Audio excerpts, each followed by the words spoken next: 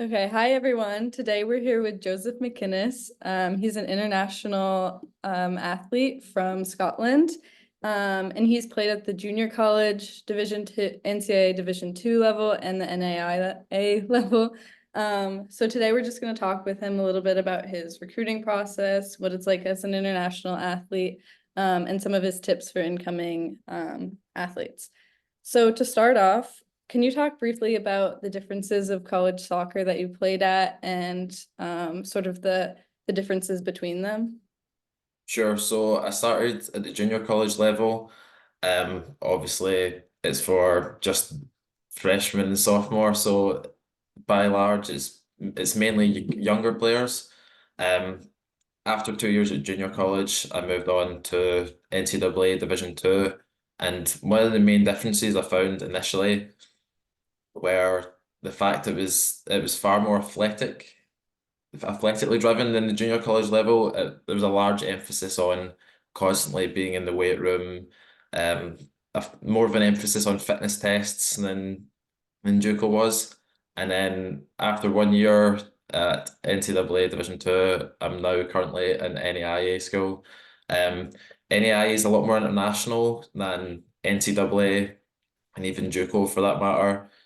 And I feel as though there's a much stronger emphasis on the soccer side of things, or well, in general, the sports, than perhaps the academics that there is at, say, NCAA. What were sort of like the recruiting differences, and how did the like transferring process work for you? So getting recruited to JUCO happened when I was just coming out of high school. I was 17, I was in Scotland, and I used a recruiting agency to originally get out to the US. So they did the majority of the work for me. And then once I was transferring from JUCO to, well, when I was transferring from JUCO, I was looking for any sort of 4 year school, whether that was NCAA or NAIA. And my method of doing so was just basically spam emailing a bunch of coaches, hoping that one would respond and be interested in me. And then moving from NCAA, I entered the transfer portal, which was not exactly how I thought it was going to be. I thought, I would enter the portal and would have, lots of coaches constantly reaching out, but that wasn't the case. And I ended up having to rely on a friend that I played Summer League USL2 with to get me to my current school. So you weren't really like, did you have to reach out to coaches when you entered the transfer portal, or was it mostly through your friend? So originally I was in the transfer portal and I had a couple of emails from coaches, but it was primarily Division Three schools, which I wasn't really looking towards. I was trying to play kind of high level D2 or low to mid level D1 if I was trying to be realistic. Um, so I was emailing a bunch of coaches again as well as being in the portal, but wasn't getting anywhere from it really. And then just, through word of mouth, had a friend I played with who played at my current school and spoke to the coaches and took it from there. Mm. So as an international athlete, how hard is the recruiting process? Like, I know a lot of when you play in the US and you're from the US, a lot of it is based on like sh attending showcases and camps and things like that. How do you mostly rely on highlight videos, or what's sort of the process there? So when I first started to get involved in trying to get myself ready to come to the US, I had no idea how the process worked in the slightest. So that's why I went through an agency. And what happened was I was 15 years old when I first attended, not a showcase, it was more of a trial day for the agency to kind of gauge what level you were at, if you were ready. And then what happened from there was they said, maybe in the future, but you're a bit young, so come back in a year or so. So I did so again when I was 16, and then I decided, yeah, this is what I want to do. So after that, to get footage, I attended a couple more, like not showcases, it was more of these trial days again. And I used the footage from that to make a highlight video as well as some footage of me playing club soccer. But that was difficult because especially at the time, this was kind of, well, I came to the US in 2020, so a bunch of my highlight stuff was from 2019, and our games would never get filmed unless it was like a special occasion. So I had footage from a couple of cup finals that I played in back home for my club, and I used that and footage from these days to, you know, send to coaches in the end. What's your advice for a good highlight video? So the main thing is to catch a coach's attention early on. You know, if you're depending on your position, of course. So if you're a defender, you're not want to. Although it may be cool to include, you don't want to include loads of clips of you scoring goals at the start. You know, it's all relative to your position. But for me, as a forward, just put in my best goals at the start and try and do the best video quality that you can, get your hands on. So when you went through a recruiting agency, did they do most of the communicating for you, or was it a lot of it, were you communicating directly with coaches? So they literally did everything for us, and then whenever a coach would, so they had a sort of portal where coaches could view your information, your highlight video, your budget, etc. And then from there, if a coach reached out to them, then you would get put in contact with the coach via them, and then you would do a little bit of talking, have a video chat because you weren't going to meet in person. No, that definitely makes it a lot easier. Yeah. What was sort of your inspiration to play in the US in the first place? So growing up from the ages of about 10 to 15, I played academy soccer in Scotland for like in the youth academies of a couple of professional clubs. And then I got released when I was 15. And I felt like the dream was kind of over at that point. But it's 16, 17, like I wasn't really sure what I wanted to do. I didn't have a career path I necessarily wanted to go down.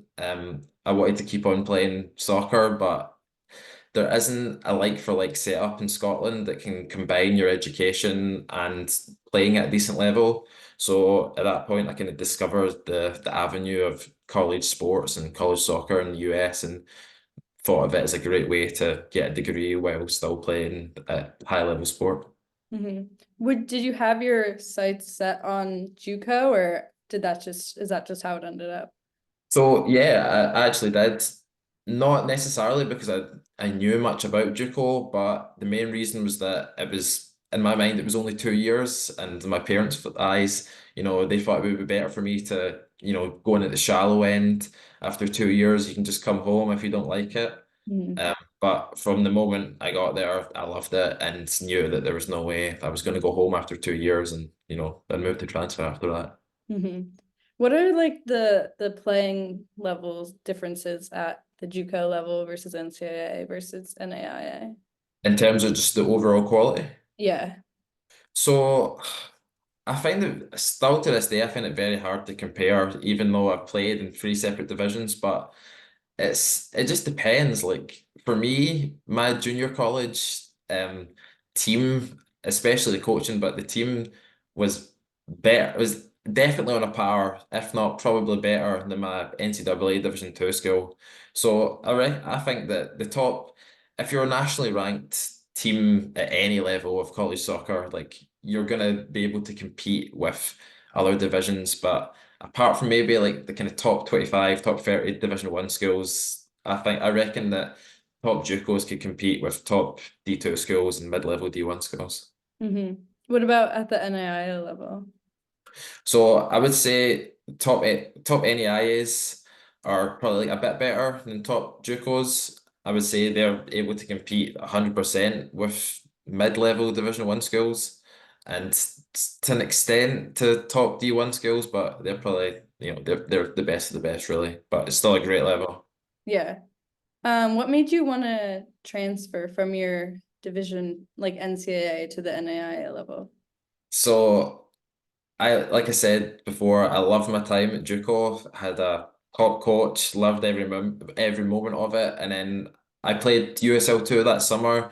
I had another great experience, loved it. And I thought that playing Division 2 soccer would be a massive step up in every level because all I'd kind of heard people say it was, yeah, 4-year schools are so much better than 2-year schools. So I got there.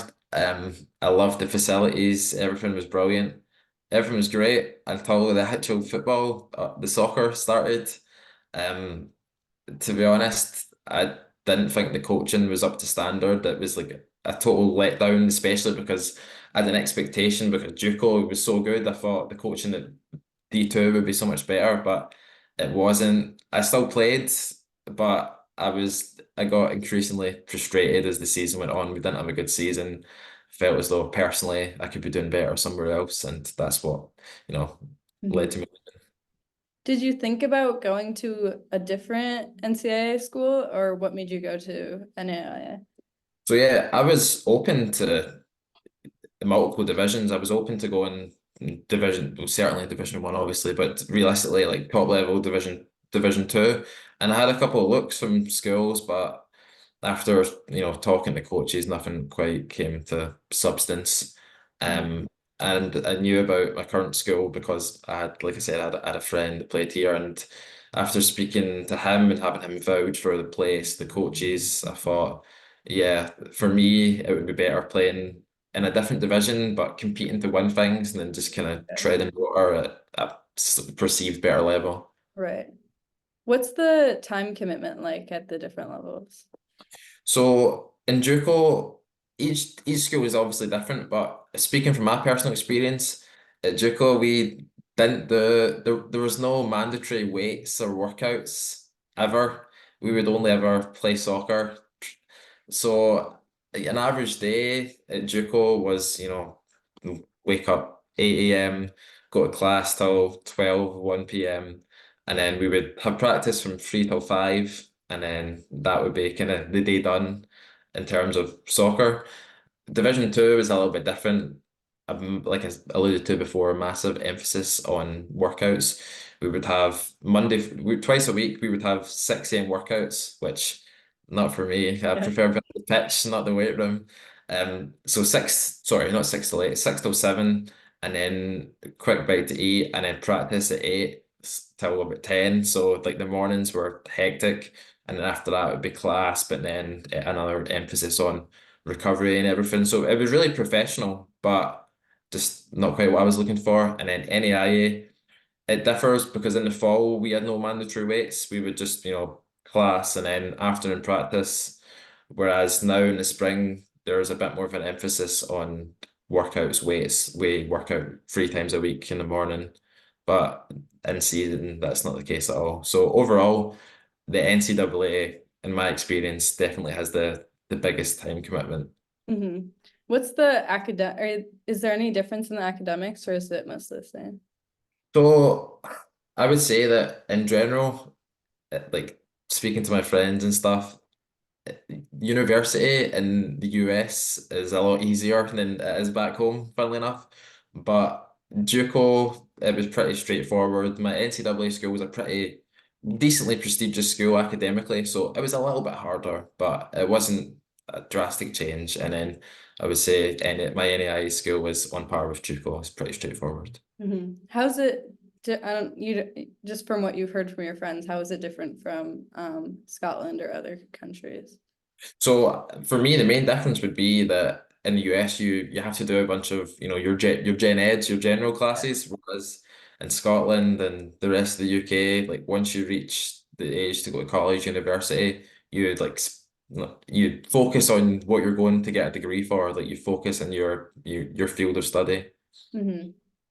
Um, okay, so sort of changing the subject. You you did the USL League Two, during the summer for 2 seasons, correct? Is that right? Yes, the past 2 summers. Yeah. So what are sort of the benefits of doing that, and would you recommend that to other current college athletes? I would then recommend that. It's been the best couple of summers of my life. The main advantage being, you're training basically every day, you're staying match fit, playing games, which is, as soccer players will know, there's a difference between fit and match fit. So you keep your momentum rolling over the summer. Plus, it's just a great opportunity to see it, especially for international, see different parts of the US, um, and witness some amazing stuff. Like for example, this past summer. Before the past summer, I'd only played the biggest crowd I'd played in front of was, 50, 100 people maximum maybe. Or my first game of the summer, we played in front of 1,400 people, which was amazing. And then I thought I couldn't get any better. And then in July, we played in front of just short of 4,000 people, which Oh, was which was crazy. I'm used to going to warm up before a game with a couple parents in the bleachers maybe, but walking out to warm up and there was already 1,000 people in the stands was just surreal. So experiences like that, and I think it's pretty good at helping raise your profile as a player. Say you want to progress into the professional level, it certainly, can't do your chances any harm. hmm. How do you get involved with it? Do you reach out to coaches? Do they reach out to you? How do you find your team? So again, like there's multiple ways of getting into it. For example, my first year, it was I got pretty lucky. My college coach from JUCO was coaching the USL2 team in the area, so that was pretty easy. But in general, your school, a lot, well, some college coaches will help you find a team, reach out to coaches, try and send players there for the summer. Also, most teams have open tryouts. Some are paid, some are free. And again, if you just have connections, like last summer, I ended up playing for a team again for a friend of a friend, stuff like that certainly helps. But if you have a good highlight video, that's worthwhile sending out to coaches of summer teams as well, and then take it from there. What's sort of the commitment level like as playing a semi-pro team? As So yeah. yes, so it's a lot less than college. Most teams train every day, but you either train in the morning or train at night. So, once your training is done, you just can have the whole day to yourself. And a lot of guys will work for the summer. Or what I've done is work like summer camps associated with the club you're playing for. And that's kind of a good way to just keep busy during the summer. So Mhm. it's not very time consuming. Do you usually like what are the living situations like for the summer? So again, it varies drastically. Thankfully, for the past 2 summers, I've stayed with an amazing host family, and a lot of teams have host families. Others will just kind of say if they don't have as much funding, just find your own place. But I'd say over half of the teams either have host families or will provide apartments and stuff for the summer. And It's pretty easy to find a place. all right, and it's all like any teams, any players from any level can play. Yeah, so that's the beauty of it as well, especially when I was at JUCO. I found myself playing with, NAIA guys, D1 guys. And that helped me realize that the golfing level isn't quite what it's portrayed to be. Like our team was my first year was made up of mainly JUCO and NAIA players, and we're beating teams full of Division 1 guys. So that helped kind of realize that you shouldn't read too much into the level. Right. Um, and are those teams usually free or do you usually have to pay? What's sort of the So I'm pretty sure the vast majority are free. All the ones that I've played for so far are free, but I know that there's a couple like clubs that have there's more like a franchise that they'll have like 5 or 6 clubs like around the US. But I say like 90% of clubs are free, and if they want you, they'll pay for your living for the summer through either a host family or through providing apartments. Mhm. Okay, and then so you started a blog called College Soccer Insight. What was the inspiration behind that? So the main thing for me was just the fact that I've experienced so much stuff in my short time in the US, playing at 3 different levels, transferring 2 times, that I felt as though I've learned enough stuff that I'm obligated to share some of my knowledge with, people that don't know what really goes on. For example, one of the main reasons was transferring from a D2 school, like the kind of traumatic experience I had with that. Just to shed light on the fact that the transfer portal isn't quite as glamorous as it may seem, like before you go into it. So it's worth considering the risks and what it's truly like. But yeah, just in general, to share my experiences and to help give current and future collegiate athletes some insight onto, what to look out for and stuff that can, help improve your experience. Do you mostly get your like inspiration for your blogs from your own experience, or do you have people saying, "Oh, you should write about this," or how do you get your ideas? So far, I've started off mainly from my own experiences, like I alluded to, the transfer portal experience was one that I felt I needed to get off my chest as much as anything, as much as anything else. But certainly, like moving forwards, I will take like my teammates, housemates, suggestions of stuff that they would like to know more about, or if anyone was to reach out and ask questions, that would be great for inspiration as well. But there's certainly a lot to talk about. Yeah, I feel like every athlete I've talked to always has things that they wish they knew coming in or as a college athlete. So it's definitely, there's tons to talk about. Yeah, 100%, especially like as an international, when you Mhm. first come out, like before you come out, you're completely in the dark to what the Right. college world is like. And, I was having a conversation with one of my teammates a couple of days ago that you learn so much about the landscape of college sports, even in just your first semester. So, after so far 3.5 years and, three colleges later, I've certainly got a lot to teach people. Yeah, for sure. So when athletes are preparing themselves to play college soccer somewhere, um, and they were just playing club or that's their past experience, what are some things that you think they should like know about, or how should they prepare themselves, do you think? So I think to touch on your last point, one of the best ways to prepare yourself is if you can try and play summer league, whether Mhm. that be USL2, another one's NPSL. Summer league is where you're going to play with and against college players because I felt that even when I first came out, I was just 17, just about to turn 18. I was a skinny kid. I never played with, men.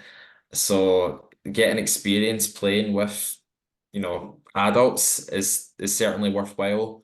But some other tips, I guess, would just be one of the big ones is make sure you're fit coming into the fall season because although I wouldn't say it's the most important thing, there's certainly a massive emphasis on it in the US compared to, say, Scotland growing up back home. If you're not fit on day one of pre-season and fitness tests, a coach might just completely overlook you and not think about you again. So Mhm. first impression is a massively important thing. Yeah, how important are fitness tests, would you say? Like, do some teams like not even let you play if you don't pass, or how does that work? Yeah, I feel as though it varies coach by coach. Different coaches I've had have, put more or less of an emphasis on it. I feel as though every coach will tell you you won't play if you don't pass the fitness test, but some, that they Yeah, drop after the actual fitness test, especially if their best player doesn't pass. right. But I've certainly heard stories of coaches, not allowing people to play after failing a fitness test. So as a freshman, it's, so important that you pass it and do well. What were some things you weren't really expecting when you came into play college soccer for the first time? So my first year was during COVID. So that was a bit of a mess. So in JUCO, our season got moved to the spring. So our fixture congestion was crazy. Like I remember playing like 3 games in 6 days. And even just in general, like although I kind of understood how it worked, I found it crazy that you only play competitive soccer, and for most competitive sports, like you have a designated 4 or 5 months at max. Like soccer is only August to December if you make nationals. So I found it strange, and I still find it strange in the spring that you're not playing competitive matches. So that was certainly one of them. And then just to go back to the previous point, just the emphasis on fitness, I thought was crazy, Mhm. and how fit all, especially at D2, how fit and strong all my American teammates were. You could tell that sort of emphasis had been put on them from a young age compared to the European, South Americans, etc. Right. And then to go off your point earlier, so you started with your COVID year. Are you going to be using the fifth year to play another year? Yeah. So in a way, the COVID things worked out pretty well for me Yeah. because I'm glad I get another year. Um, so yeah, I can't complain too much about COVID in that respect. Yeah. Are you playing another year of NAIA? Yeah, I'm gonna be returning to the University of Rio Grande where I'm currently to Mhm. play one last year next fall and looking forward to it. Mhm. Okay, so I think that's most of my questions. Do you have any sort of final advice that you would say that college incoming athletes should know before they start? Yeah, so the main thing for me would be do your research. In terms of research your coach properly is probably my main one due to my experiences. If you have a friend or even just search up a roster and reach out to a current player and say, hey, what's the coach like? Because that Mhm. was my downfall. And another thing would be just know what you're looking for going into it, like your college athletic experience. Some people will view their academics high, more importantly, some will view the facilities, the level of the team. And for me, like transferring to my current school, my main motive was I want to compete to win things and play good soccer. So just know what you're wanting to get out of your experience because everyone's different.